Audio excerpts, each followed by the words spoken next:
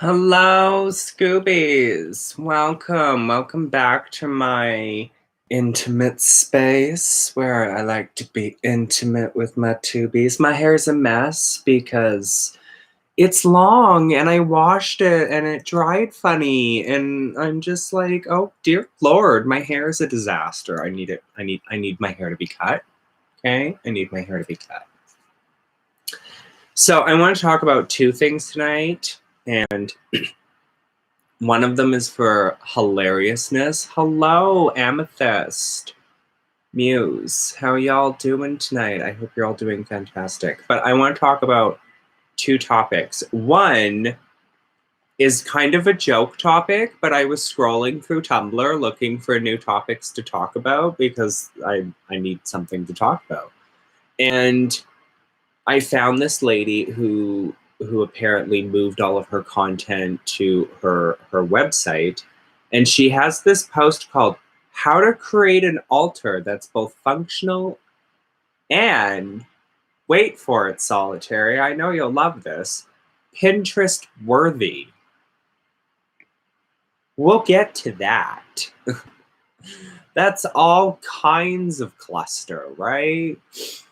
So, this pandemic, let's ramble for a moment and talk about our lives and how they've been affected in horrible psychological, mental and all of that ways, right? Like you're all a little cuckoo from being locked up, aren't you? I mean, I am. I'm a little cuckoo. Show. Your altar is beepity beep beep as beepity beep beep. Okay, kinkity kinkity. Well, that's good. My altar is not. Now, I don't know how many of you got to watch my last live video that I did. Apparently, I should not be going live in the middle of the day because nobody's going to watch me. But I was like, well, if Ravenways can do it, then so can I. Right? Don't at me this time. Right? So I was like, why can't I go? And it did not work out very well. But in that one, we talked about how my altar is not aesthetically pleasing because I'm poor, right? So I can't afford all the big fancy things. The most fancy things I have on my altar are my cast iron tools and my free big white pillar candles. But my videos are very aesthetically pleasing. Who the hell is messaging me? Doing magic in hard times. Oh, so Solitary messaged me and I had asked her about a video topic. So now we have 3 video topics. And the other one is doing magic in hard times. These would definitely be considered hard times. So let's like talk about the hard times, right? Like we're baked and let's ramble. And I miss doing live chats with Solitary.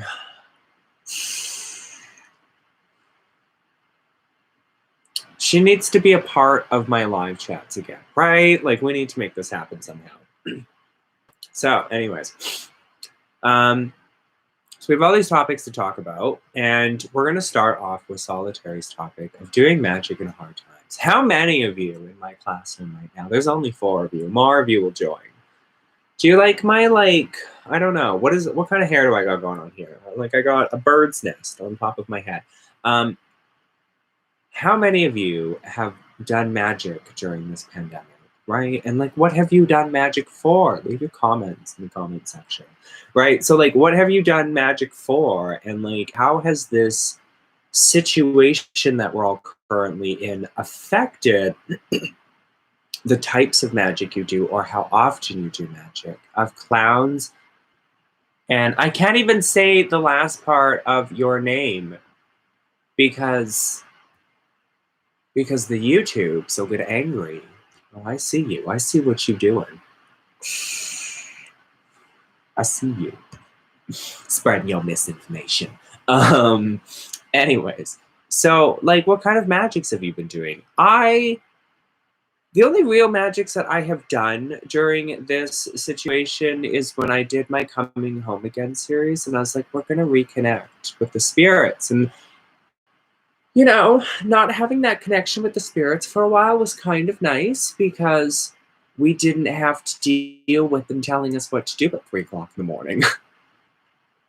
Right? Like, we didn't turn into the Witch of Seacliff who was doing magic at 4:30 in the morning and talking about some subject. And I'm just like, oh.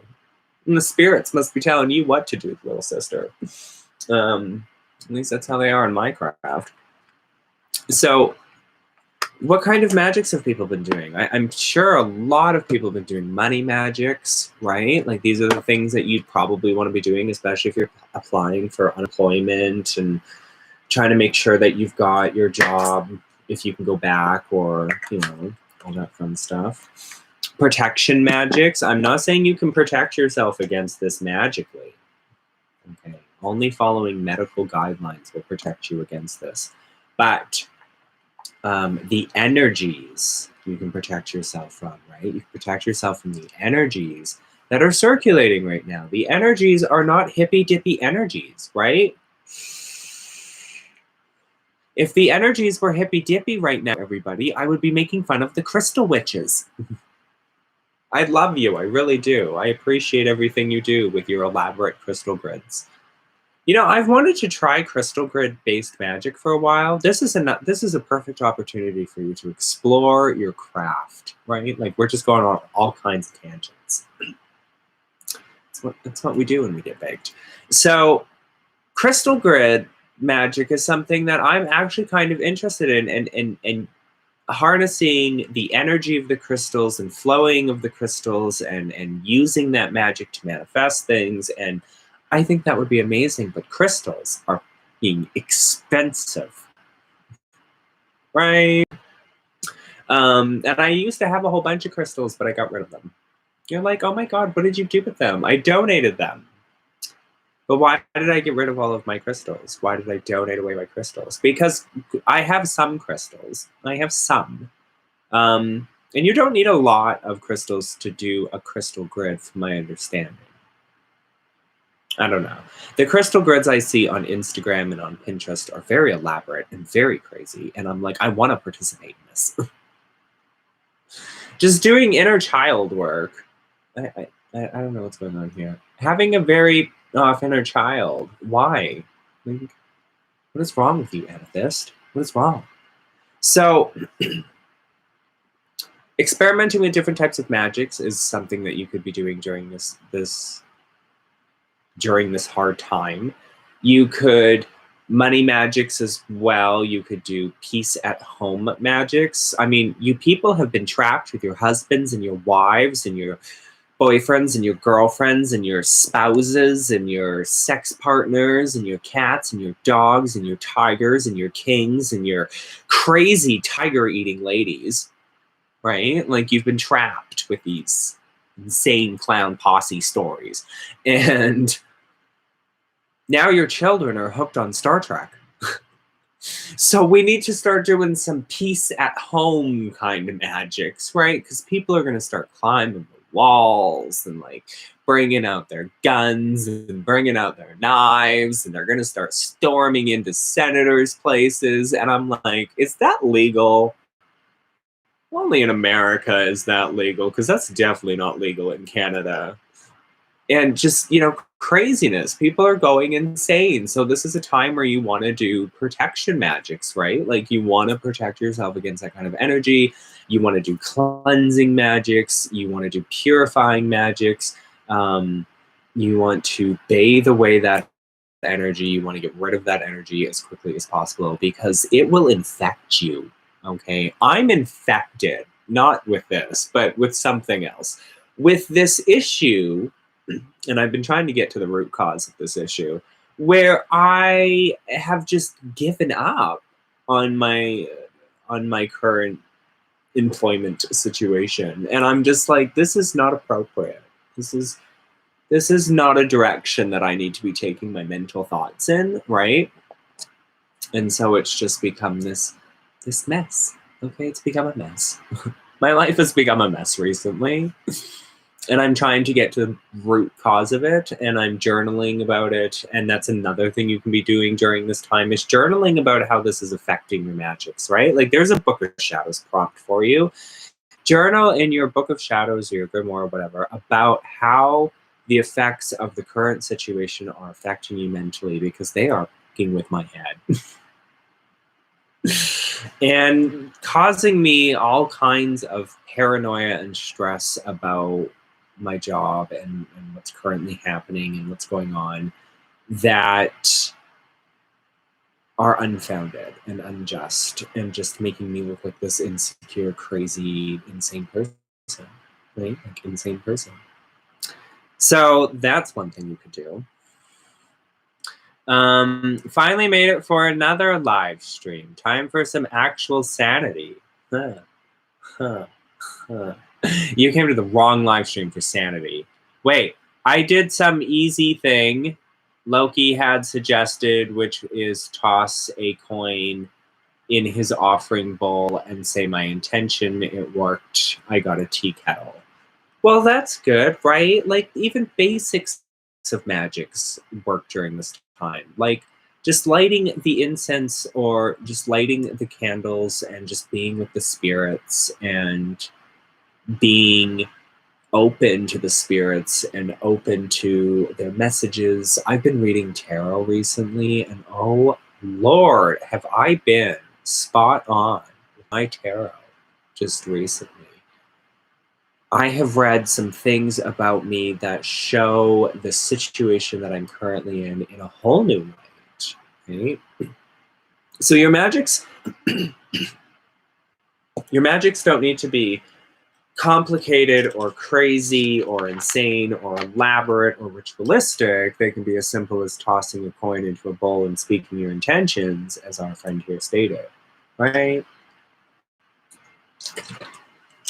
But I definitely think this is the time where we should be spending some time with our inner selves and reflecting on our craft and reflecting on who we are as people and growing and evolving and taking this time to be thankful and grateful for what we have, right? Not just being selfish and greedy, but being thankful and blessed, especially for those of us who may still be employed during these times, or for those of us who might, for whatever reason, not need the assistance during these times. Being blessed and being grateful for what you have is another thing that you can practice. Shadow work is a good thing to do during this time. I've been doing a lot of that, as we've just been talking about. Are a type of bird group with crows and ravens. Well, I would say your name, but I can't because the tubies. The people at YouTube will get mad at me. So I also wanted to state that I am not sure what is happening with YouTube and live streams, because the last live stream I did, I had ended it and it said it was processing, and it kept saying it was processing for a couple of days. But on the desktop site, it said that it was public. So I posted the link in the community section, and I think I'll have to do the same thing with this one afterwards.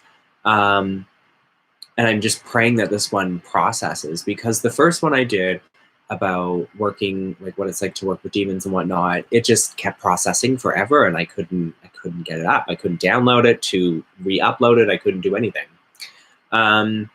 So the second live that I did on the phone, because I use my phone to check the analytics all the time and respond to your people's fabulous comments, I'm still really sad about the Witch of Seacliff not getting any comments on her videos. Somebody commented on my video, and oh, what did they say? Let me pull up this comment, because this just made it even more sad.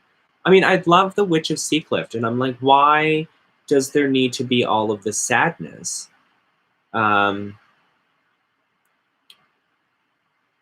Sorry, I was reading something that's not important. Why does there need to be all of this sadness around her channel just not getting any comments? So someone said, well, we all stopped commenting on the Witch of Seacliff because she never looks at her comment section, but she's fantastic. Her videos may not be perfect, but they are beautiful. Yes, they are very beautiful, and they are fantastic, and I've learned a few things from her videos. So,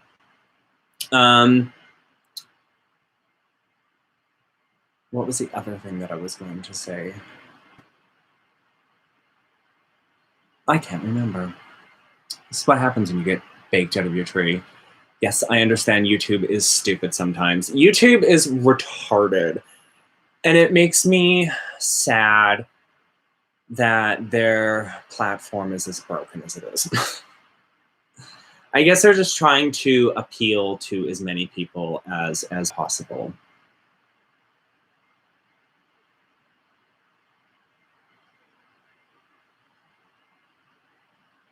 I apologize, everybody. I got an email from my boss, and I had to check that. So I just wanted to make sure that the world wasn't on fire and that everything wasn't burning. Now, what was I saying here? Oh, yes, we were looking at our next article. So the next article that I wanted to talk about was how to create an altar that's both functional and Pinterest worthy. Now, I consider this a joke because your altar... So I don't really know how to tackle this particular argument, because I want to say that your altar shouldn't be aesthetically pleasing, but then that's actually shooting down a large majority of people who really like aesthetically pleasing altars. And there's nothing wrong with aesthetically pleasing altars, but I'm just like, why is it such a big thing to make an aesthetically pleasing altar for Pinterest or Instagram? I guess that's the main question, because this article, and if this video processes and uploads properly, I will have the link to this article in the description box. I'm looking at it on my phone right now, so I can't just post the article, okay? Now, what was I saying? Oh, yes. So she's like, some of the topics in here is like, determine your altar's function, like what will you do with your altar? And I know a lot of people like to make small altars that they don't really do workings at, or they put their workings that are long processes at. So like I used to have a small altar on my dresser where I would put candles and specific types of incense, and those were the things that would burn all day and all night. You know, like those were not aesthetically pleasing, but they were a place where the spirits could be for the magic to work. While I had my main altar that wasn't as cluttered with all of these candles and so on and so forth. Now, my main altar is just this circular glass table, as a lot of you already know. And the thing that I like to do with my altar is I like to keep it basic, simple, and very clean. I like my altar to be clean. I like it to be kind of symmetrical and very clean and a little bit ornamental, but I wouldn't say aesthetically pleasing. Like, I wouldn't want you to walk into my house and be like, oh my God, that's the most beautiful altar I've ever seen in my life, right? Like, that's definitely not what I would be looking for. Now, my videos, on the other hand. So I don't want to say that this is kind of a joke article, because there are a lot of people out there who like to make these Instagram-worthy altars and these Pinterest-worthy altars where everything is so beautiful and gorgeous and picture perfect, and maybe behind the scenes they have this dirty, disgusting backwoods, you know, corpse of an altar, like what you guys mostly see my altar to be, which is, you know, an altar is a place where you do your working magic, and I don't understand why a lot of people want them to be pretty. I don't know. I mean, they could ask me the same question about my videos. Why do you want them to be pretty? And I understand their frustrations. And that's basically what I wanted to talk about. There is an article on this if you are interested in making your altar to look aesthetically pleasing, gorgeous, and beautiful. Then you will find it in the description box of this video, if this video ever processes and finishes uploading after I go live. Okay? Do you understand me? Are you listening? Say something in the chat so that I know that you care. I don't have the space to do anything really elaborate. I don't have the space either. In fact, I'm trying to downsize my house. Like, I want to get rid of things. I had an altar in my bedroom, which is where we are. You're in my intimate zone. Ooh, kinky. Just behind you, I had an altar where it was for the spirits and for, Morgan and Boone and doing more private, more intimate rituals. And I got rid of it because it wasn't being used and there were no spirits around it anymore. It was just this dead, empty space. You know how like some witches will have like 25 altars in their house? Hi, Tequila, how are you doing? Right? Like in all of her videos, she was like, and there's an altar here and an altar there and an altar over there. And I was like, oh, hi, how are you? Right? So, and I definitely took inspiration from her from that and was like, I'm going to have 25 altars. And then you find out that sometimes your altars turn into dead spaces where there's no spirit activity, there's no nothing. And yeah, you could relight the candle, relight the incense, re-pray, redo whatever, bring the spirits, so on and so forth. But sometimes they just turn into dead spaces. So it just turned into a dead space, and I was like, I'm just going to get rid of this. My room's not big enough for me to do witchcraft in. I mean, it sort of is. It kind of is. I mean, I have a space on the floor over there that I could do witchcraft on. But I just find that my room is just not the type of space that you'd want to do witchcraft in. You know? Anyways. Do you guys, this is something I want to know, do you guys have your altars out and about? Think of Lunar Wisdom, where her altar is right there in her living room, and everybody who walks in her front door is like, oh, hi, how are you? You're a witch. Where you walk into my apartment and you see my altar and you're like, oh, hi, how are you? Are you a witch? And it's like, no, I'm a bitch. Do you guys have public altars? Do you guys have like those types of things? And I don't mean public where everybody can go to it. Well, actually, you know what? No, I do mean public in that way, because lots of witches share their altar space with their families. And some witches will have altars specifically for the family, like a family altar, where the family can light incense or candles or leave petitions or whatnot. And some families, that's what they do. And then the mother or whoever the head witch of the family is would maybe have a private altar where they do more elaborate workings, right? So like, is that something that you guys have? Like, what's your altar space like, right? I haven't seen an altar tour video in so long.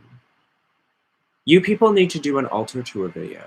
Okay, if you want to be in my cult, okay, this is the other thing that pisses me off. Okay, I made a live video and I told you people to leave videos on it, like in the comment sections, videos that you guys have made and uploaded, because the cult just stopped growing all of a sudden. Okay, the cult of Elsa just stopped growing. So we need to get this cult back up and going, and I need you people to start making videos. Okay, remember, we're growing our community, we're evolving our cult, we're sucking more people into our cult, we're getting them to make videos, and we're sucking those people into the cult, right? Like, we're growing our cult. Help me grow the cult. We're trying to get Raven Ways to be our spokesperson. Next time you're in her live videos, tell her that she needs to be my spokesperson for the cult of Elsa. Okay? Spread the word. I have a shelf in a hallway. Oh. Nope, just my bedroom. I don't let no one in but my boyfriend. We live together, and my witchy mom when she comes over. Oh. Okay. Some witches... That's interesting, because some witches have talked about not having an altar in the bedroom. I think Tequila might have even done a video on this with Wednesday in a Graveyard Dirt chat, or maybe Wednesday talked about it, but somebody in that particular circle talked about having altars in the bedroom, or maybe was it Primitive Roots? I think it might have, no, it was Primitive Roots. It wasn't Tequila in them. It was Primitive Roots. She did a live stream where she talked about having altars in the bedroom and saying it was a no-no because the spiritual activity, right? Like you want to keep those two spaces separate. You want a space where your altar is and all of that stuff. So I find it really fascinating that you have your altar in your bedroom. I really only pay attention to making the one for the spirits aesthetically pleasing, but it's only because they want particular stuff. See, now that makes sense, right? Like if the spirits or your god or goddess is telling you, hey, I want an aesthetically pleasing altar, you know, I want gold and elaborate ornaments and all this stuff, right? Like that's fine. And sometimes we just want to be crafty. And there's a witch, Molly, and she does very aesthetically pleasing altars and artsy types of witchcraft. And I find that very fascinating and entertaining to watch and learn new ideas, tips, tricks, and concepts from her that I could incorporate into my own craft to make it a little more aesthetically pleasing, I guess. But I still like to have my basic altar that's just very, like, it's messy. There's candle wax here and there. Like, you know that someone's worked at their altar. I remember I used to have this big issue with witches' altars that didn't look like they've been worked at. Like, you know, the ones that you see on Instagram where they're so beautiful and they're so vibrant and they're so glorious, and they're a working altar, but they look like they've never been touched and they've never been worked at. I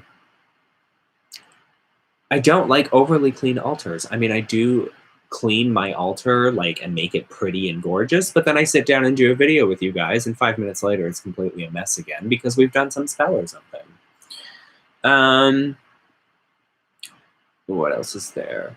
Need to move to a house so I have more room.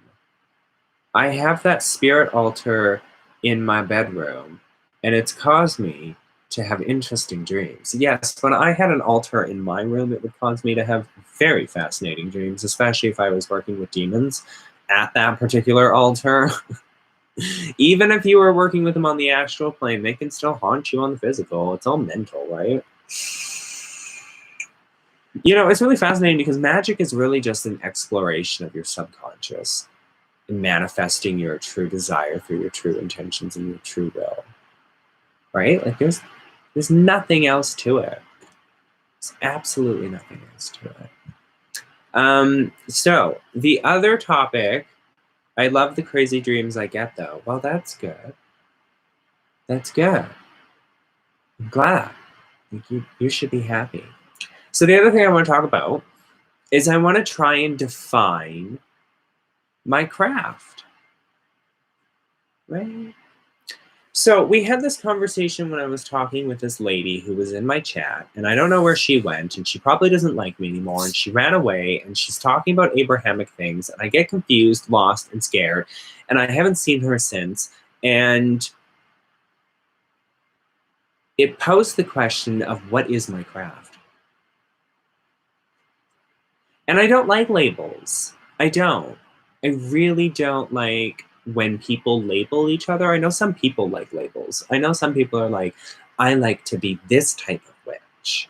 And it's like, okay, whatever. And there's nothing wrong with labeling yourself as a particular type of way or belonging to a label. But I think when other people prematurely label you as something or attempt to label you as something, it doesn't work out too well. So I wanted to figure out what exactly is my craft. I don't consider it eclectic because remember, people, I have an issue with the word eclectic and its cultural appropriating ways. Stop mixing hoodoo and Wicca. Don't make me tell you twice.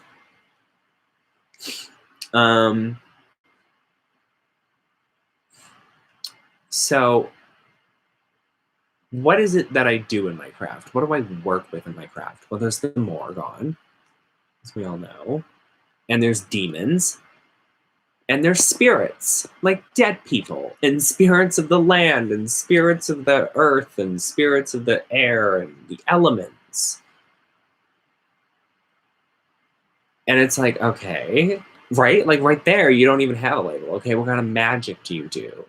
A lot of money magic, a lot of protection magic, couple curses, couple hexes, lot of demon conjuring sometimes when I want to work with a new demon or reach out to a new demon or have associations with a new demon. Tarot-based magic. Sometimes I use the Bible in my magic. There's certain psalms that I might use in my magics. So it really just kind of depends. And then you look at that and you take all of that information and you're like, I don't know what the hell to label you as. So I consider myself to be a magician. I used the term folk magician last time because, or was it folk magician? No, I don't know. I can't remember the exact position or label that I used last time, but it's more of like, it's old school. I don't do this modern day stuff. I may incorporate a little bit of modern day elements in, not to water it down or disrespect the types of magics and spirits and elements that I work with, but to see if there's room for modernization, right? And I always make my rituals my own. Even if I've done the ritual and I've recorded it, because in the last video I said I record everything in my grimoire, which is true. So even if I'm recording everything and putting it in my grimoire and I do the ritual again, I change it. I always change the way that I do things. Because my craft is always evolving and the spirits are always telling me what to do. For the longest time, I couldn't figure out what type of witch I was because I would always tell you people that the spirits have literally made me their bitch. And they did for the longest time, and then I shut them out. I shut them out.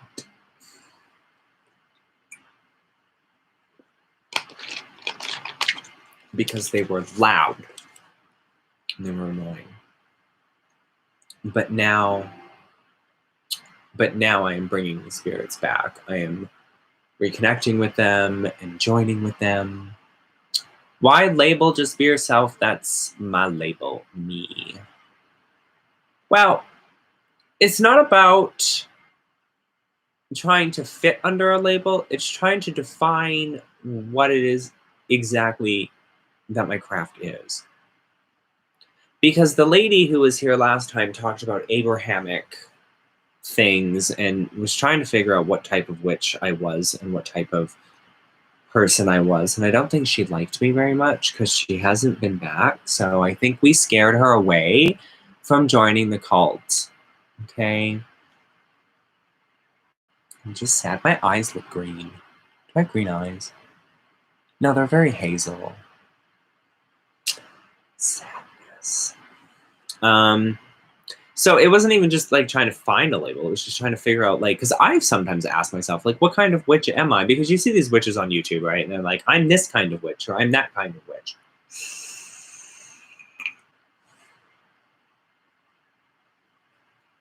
I don't have an issue per se with modern witchcraft,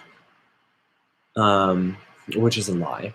I have an issue with the disrespect that it has towards the tradition of witchcraft that it comes from.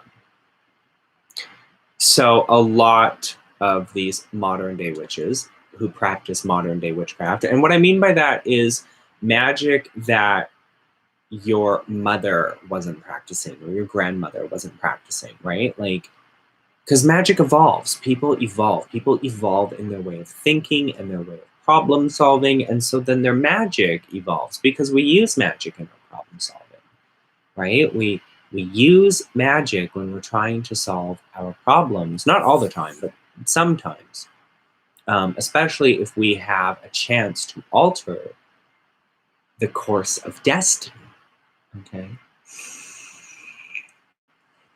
By using ancient and powerful rituals never before seen, you can learn them here. Click subscribe now. Is anybody falling for my bullshit? Like, this is the other thing that I'm seeing in modern witchcraft, is a lot of people are like, you can learn witchcraft here now. The 5 basic steps to being a witch tomorrow on the road to success.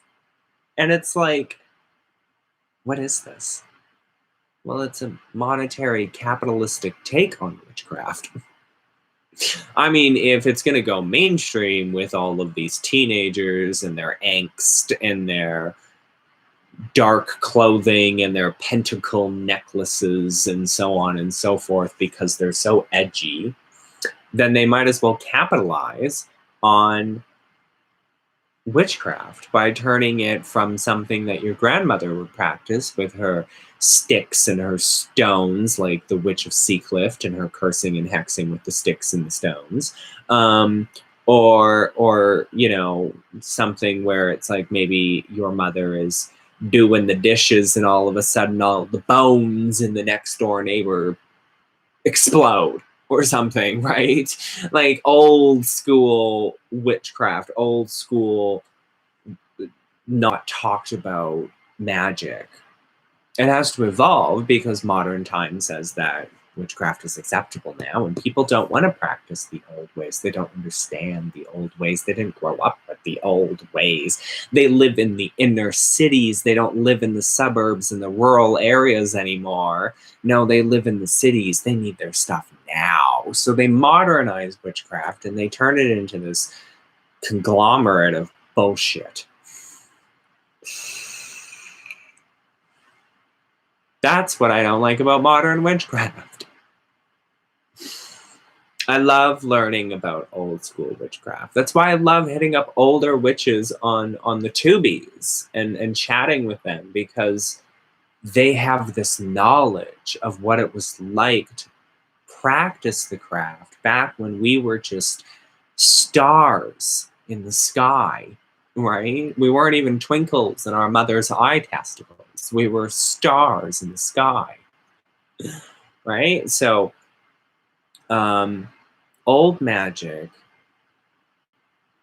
and modern magic tend to clash because one finds the other fake and callous and surface level, toxic. And modern magic finds old magic to be out of date, not fashionable. No one does that anymore. Change your ways, evolve with the times. I mean, God, you learned how to use a phone and go on Facebook. I'm sure you can figure out how to modernize your witchcraft, right, Lunar Wisdom? No, wait, that one was meant for solitary. See, I mix you two up. I don't think Lunar Wisdom ever had anybody tell her that her craft was old school and out of date, but I know Solitary has. So, but that's my point, right? So one thinks the other is fake and not real, and the or that it boils down what the craft is, and the other one thinks that it's out of date, out of practice.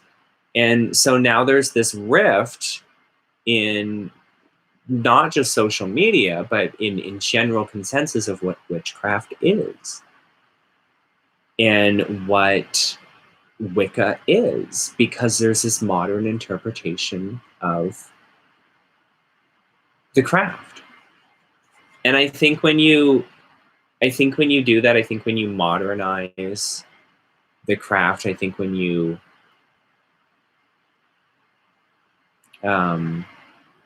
boil it down, boil the concepts, the occult concepts, the philosophies that are involved in witchcraft. I mean, witchcraft is a surface level, earth-based type of magic in a lot of ceremonial texts. It is a low form of magic.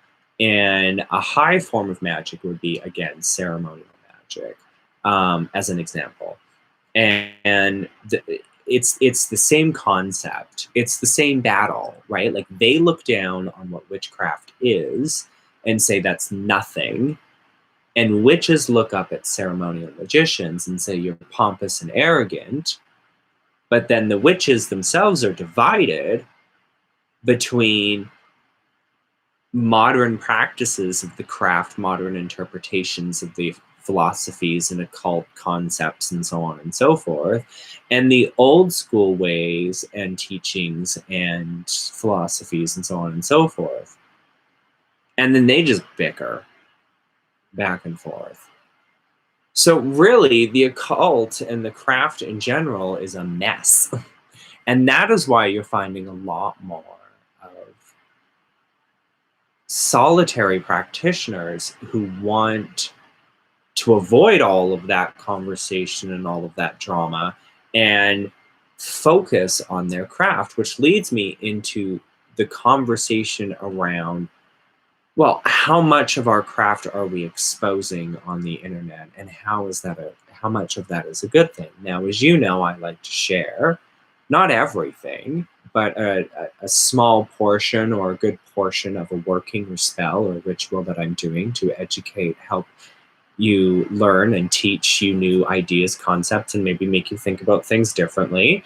And some people would consider that sharing a lot of your craft, but at the same time, I don't tend to share everything because I do believe in the idea that we as witches need to have some privacy and some secrecy around what it is that we do. I remember Cat W Magic saying this at one point where she had stated that magic is done behind the scenes in the shadows. And a piece of that is true. I think when you're educating people and you're teaching people, there's a certain aspect of teaching that you that you do that should reflect a little bit of your craft so that they get an idea of who you are and what it is that you practice. And then from there, you just go on teaching whatever it is that you're teaching. I don't think a lot of people want to come on YouTube and talk about witchcraft because they fear that I have to show my altar, I have to show my workings, I have to show this, I have to show that. And that's not true at all. And you don't have to share anything about your personal practice. You can share your thoughts and opinions on the concepts of witchcraft and how other people should learn the craft. Okay? The stuff I learned reading books about traditional stuff where they only use sticks was easier for me to modernize than actual modern witchcraft. Right? I find reading about more older concepts of the craft, reading about the folksy kinds of magic, the, doing magic when you need to do magic, not necessarily doing magic all the time. I find that kind of stuff is a little easier if you need to, for some reason, modernize it, right? So what I'm talking about when I'm talking about modernizing more older, folksy kinds of ways is that sometimes they use things that you don't have or that don't exist anymore. So you would find a modern interpretation of that, or you might come up with a modern interpretation of their ritual. And you can find magic and stories of magic and rituals in a lot of folk stories. In fact, a lot of them are spells, and they have spells in them, so on and so forth. Right. Oh, I saw this thing the other day where somebody was talking about how hoodoo is an offensive form of magic. Not offensive. Offensive. There we go. Offensive form of magic. And I would agree with that, but I would also say that it was a very defensive form of magic as well, keeping the evil at bay, keeping the master at bay, keeping everybody safe, healthy, fed, curing, stuff like that. There was definitely some offensive elements to hoodoo, as I would say. But this particular person had stated that hoodoo was nothing more than an offensive form of magic. And it was like, I wouldn't say that. The power of the Bible. That's another thing that's really interesting, because I do like using aspects of the Bible in my craft. I wouldn't say I'm an Abrahamic witch. I wouldn't say that it offends the demons that I work with or anything like that. What I would say, though, is that by using the Bible in my craft, I've learned new ways of conjuring spirits and entities that I want, or new ways of cursing people with really potent curses that are actually in the Bible, so on and so forth. And I'm always using new tools and new ways to grow and evolve in my craft, right? And sometimes it's scary because sometimes everything just leaves, right? So how y'all doing? I haven't taken a moment to just say hi, right? Let's all say hi. Let's all have our fabulousness, right? Let's all be fabulous. How y'all doing? I love you. I love all of you. I appreciate you people. I really do. Okay? Anyways, I'm going to go now. I've talked about all the things that I want to talk about. And where's my mouse? I don't want to drag this conversation on forever. So I hope that you guys enjoyed and learned something from it. Okay.